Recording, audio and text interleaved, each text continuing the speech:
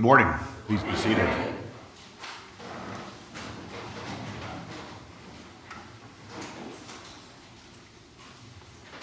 What is Transfiguration?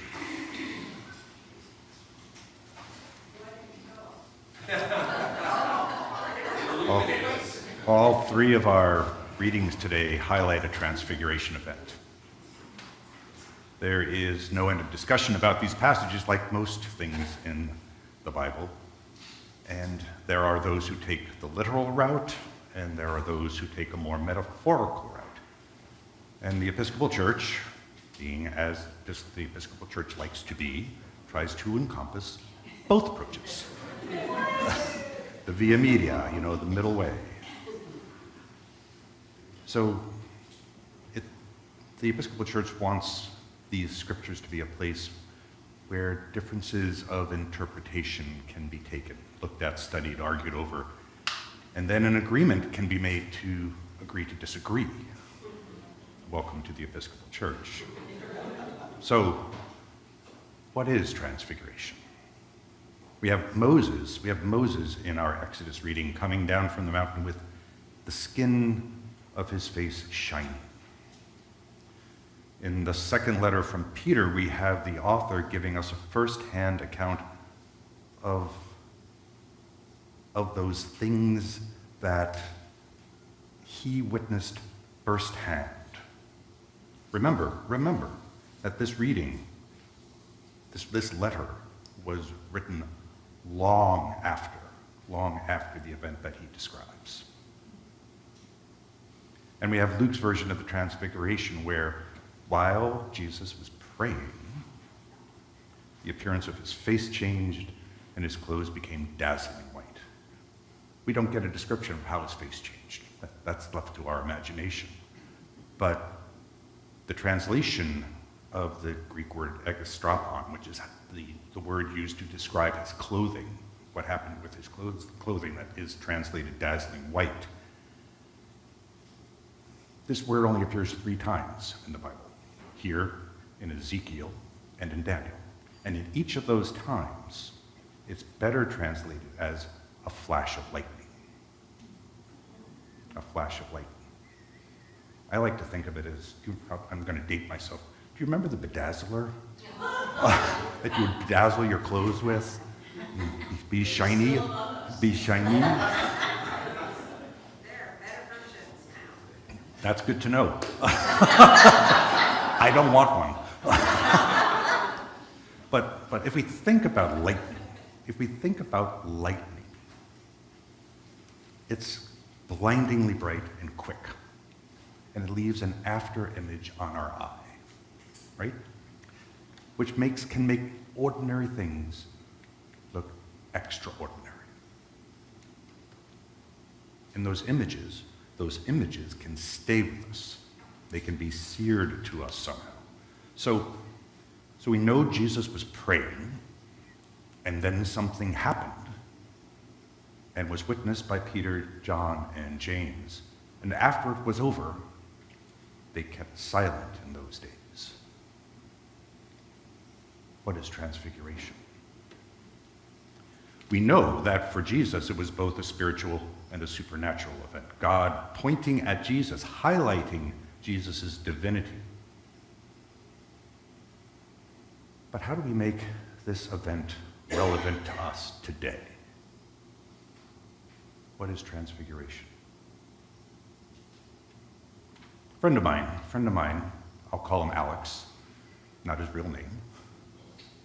He's given me permission to tell this story. Alex was walking his dogs on one Saturday morning early in the streets of New York City where he lived. Alex is one of those perfectly fit, trendily attired individuals that populate many of our urban centers. Alex was taking his dogs on their initial morning romp, and Alex told me that he loved that time of the day, one, because very few people are up early on a Saturday morning in New York City. He had the sidewalks to himself, and the dogs could kind of wander on the leash much more easily on the sidewalks. And while Alex was walking, he was also limping. Alex had gone to many doctors. He had received anti-inflammatory medications, and yet his leg, his calf, all the way down through his foot, hurt, and the pain would not go away. So, walking the dogs, limping on a Saturday morning, and he turns a corner, and he told me on this particular block that he turned onto, there was a deli, an Irish pub, and a general store. And as he's walking along, starting to hug the curb, because he thinks the dogs are about to do their business, and you gotta curb your dog in New York, he spots ahead of him a bedraggled-looking, obviously unhoused, seemingly quite old woman, standing right in his trajectory. And he groaned inwardly, he told me, saying, "She's gonna ask me for money. I don't want to deal with this morning." Unlike many of the unhoused people in that area, Alex said he didn't recognize her. He had never seen her before. And he did his best not to look at her as he was about to pass.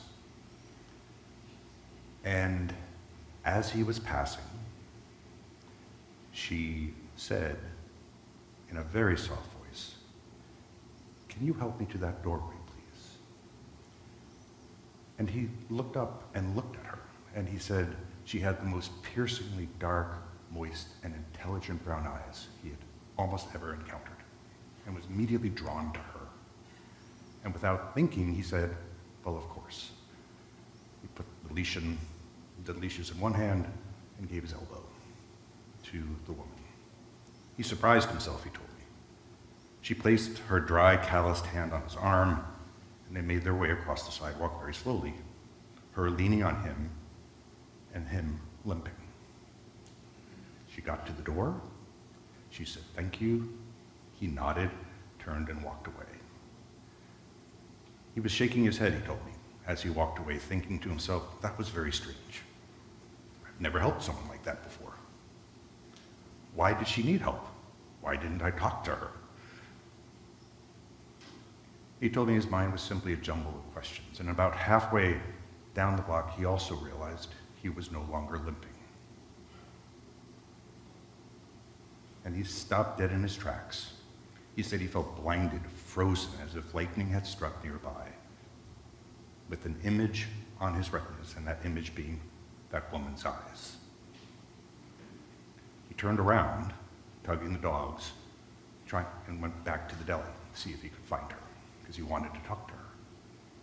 He peered in the window at the deli, couldn't see her. Opened the door, got yelled at because the guy said, "No dogs allowed." He still peered around, she wasn't in the store. Stepped out on the curb and looked on either side of the block and couldn't see her. She wasn't there. He was uncertain, but he was also certain that something had just happened to him. What is transfiguration? Alex is not a religious person, only occasionally attending church and infrequently having discussions about spiritual matters. But he knew something had happened to him. At least he thought it did. He thought something had happened. Months of pain and discomfort had ended. What is transfiguration? Did Alex's good deed in helping that unhoused woman loosen some knot of anxiety and stress that relaxed some muscles and sent the pain away? Had the medications he had been taking suddenly kick in at that exact moment? Or was there something more mystical or spiritual at work? Is there a one-size, concrete answer that can explain what happened to Alex? No. In a similar way, is there only one way to read and understand the gospel we heard today? What is transfiguration? In the gospel today, after the lightning flashes and the changes are over with, Peter wants to do something that Peter is wont to do. He feels the need to do something to mark the occasion. He suggests building booths for Jesus, Moses, and Elijah, even though Moses and Elijah are leaving. Little footnote. How do you know it was Moses and Elijah? That's for another sermon.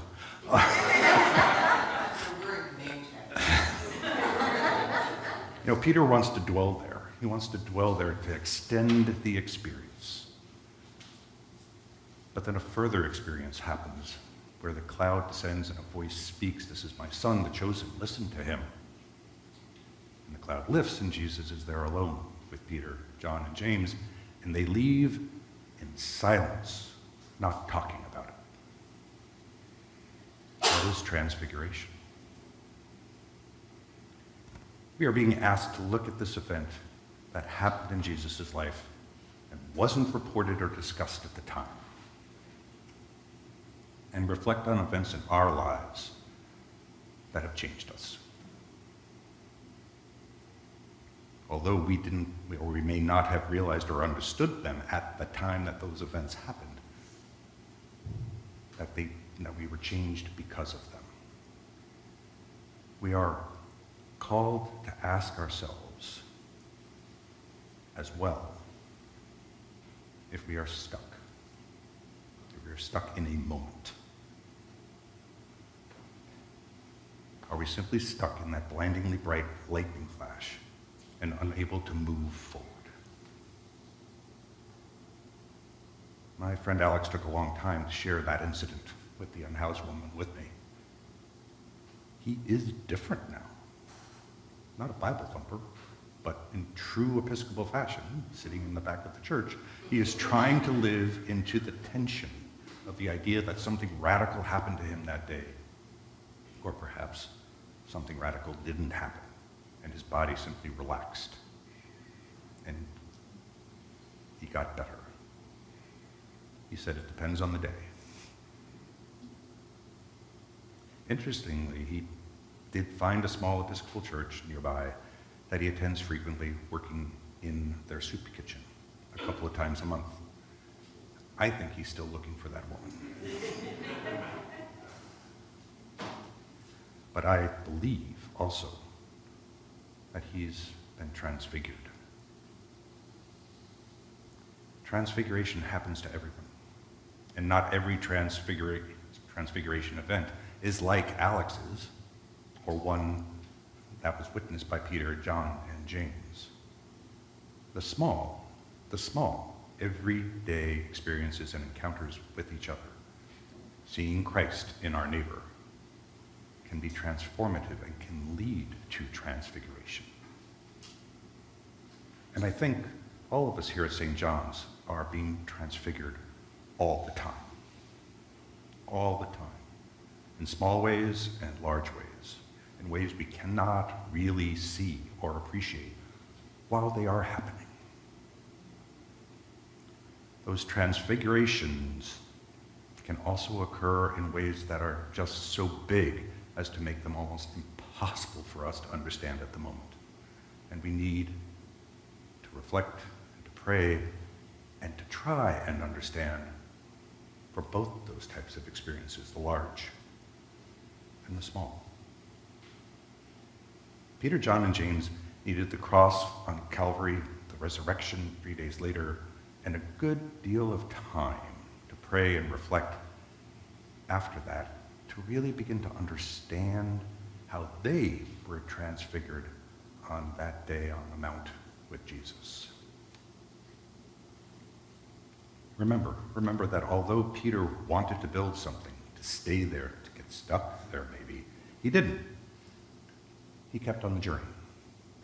He kept going. Not being forgetful of the formidable experience, but rather being reflective, prayerful, and giving time for understanding to set in.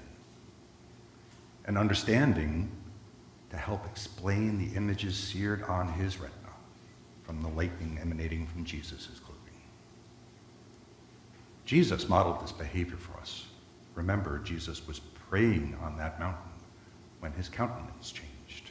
That's how our account in the gospel began today. Jesus was praying prior to his clothes beginning to shoot off lightning. Before and after almost every major event in Jesus' life, he could be found praying and reflecting. This is a good model for us to remember. Prayer, reflection, and keep ourselves always on the journey, wherever the road is leading us, however we are being transfigured. Not stuck in the we don't do things that way mentality. Rather, today's gospel is pointing us down the road, instructing us to stay on the journey, stay nimble, flexible, and ready and willing to change. The gospel is asking us to trust. Trust in the grace that is God's love for us. And that love will help us all along the way on our journey to our ultimate transfiguration. Amen.